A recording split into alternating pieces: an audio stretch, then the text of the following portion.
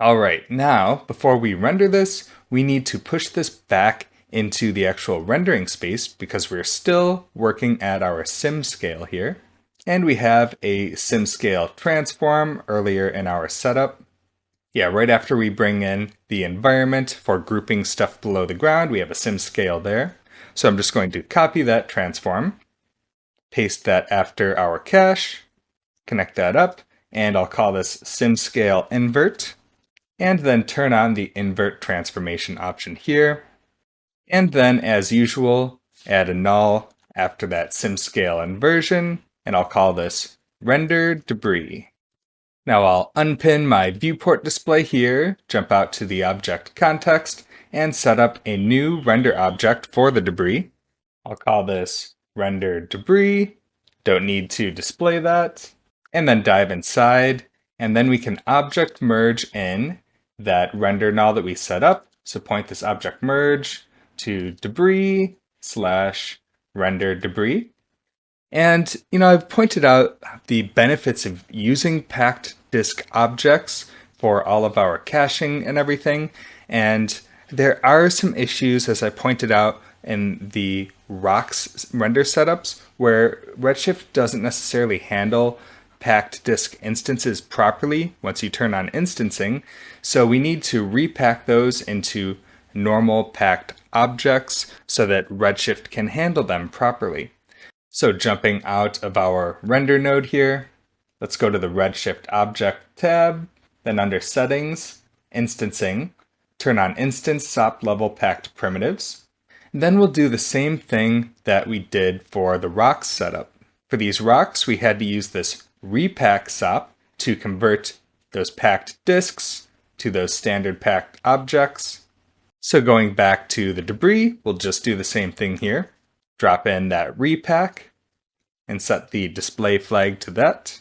And we also need to add the shader for this debris. So let's go to the material context, and I'm going to use a copy of our standard environment shader. So I want most of the same shading properties on the debris compared to the environment it's coming from, but I do generally want to vary this a bit. So if we rename that to RS environment debris and dive inside, we can disconnect the bump map because these pieces are so tiny, they don't really need this extra bump on them.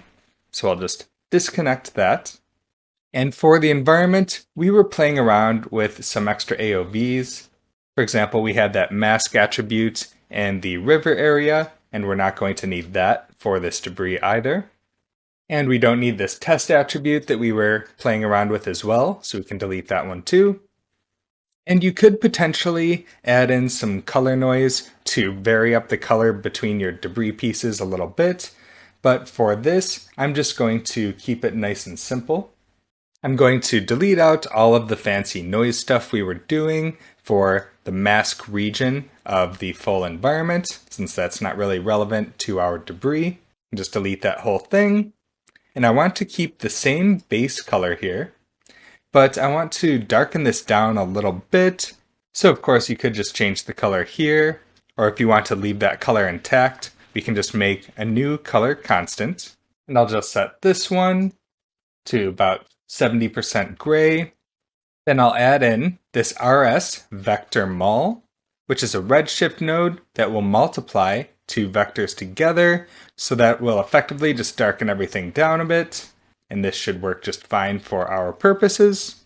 And then let's go back to the object level, and on our render node here for the debris, go to the render tab, and we'll point this material to mat/rs environment debris. And then finally, after rendering things all together, you'll have an end result that looks something like this. Of course, this has the extra dust there. I don't currently have a comp of just the destruction without the dust in the way, but we will get to adding the dust very soon. We'll look at that in next week's videos.